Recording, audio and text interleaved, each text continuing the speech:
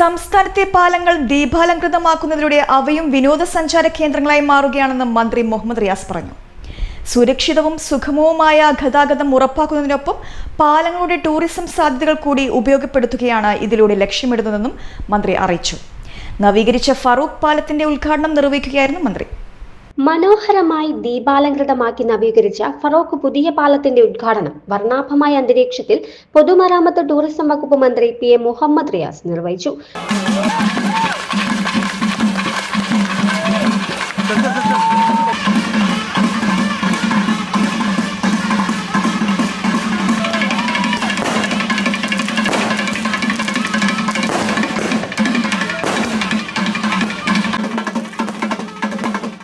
പാലത്തിൽ പുതുതായി സജ്ജീകരിച്ച ദീപാലങ്കാരത്തിന്റെ സ്വിച്ച് ഓൺ കർമ്മം നിർവഹിച്ചായിരുന്നു ഉദ്ഘാടനം.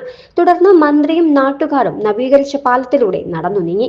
1977 നിർമ്മാണം പൂർത്തീകരിച്ച ഫറോക്ക് പാലത്തിൽ അതിനുശേഷം കാര്യമായ അറ്റകുറ്റപ്രവൃത്തികളൊന്നും നടത്തിയിരുന്നില്ല.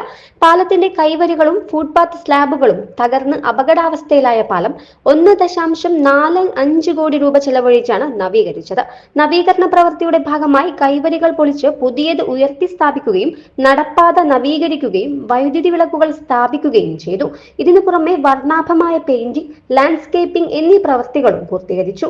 ചടങ്ങിൽ ജില്ലാ collector Snehil Kumar Singh, Kerala tourism infrastructure limited chairman SK Sajeesh, Feroke municipal chairman NC Abdul Razak, Ramanattukara municipal chairperson Bushra Rafeeq, sub collector Harshil Kumar Meena, assistant collector Ayush Goyal തുടങ്ങിയവർ സംബന്ധിച്ചു. ACV news, Kozhikode.